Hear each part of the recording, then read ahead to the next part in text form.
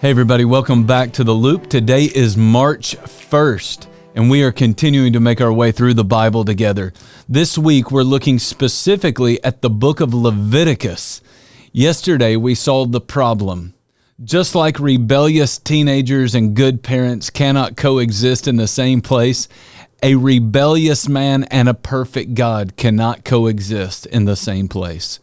Today, we're going to see an attempt to solve that problem, and I want you to see why. God loved humanity so much, and because of that, He was not ready to walk away from His relationship with humanity. So God set up some rituals, God appointed some priests, and God set up some guidelines that might make it possible for God and man to coexist together. So today, let's talk about the rituals. In Exodus chapters 1 through 7, we read a lot about offerings. People would offer different sacrifices to God all the time. Some of these offerings were an attempt to say, God, thank you for all that you do in my life.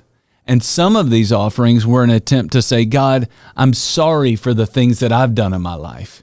You can read all about these offerings in the first 7 chapters of the book. These offerings served as a powerful reminder to the people. When man sins, it always brings death to God's good world. Then, if you jump over to chapters 23 to 25, you'll read about the 7 annual feasts that Israel observed.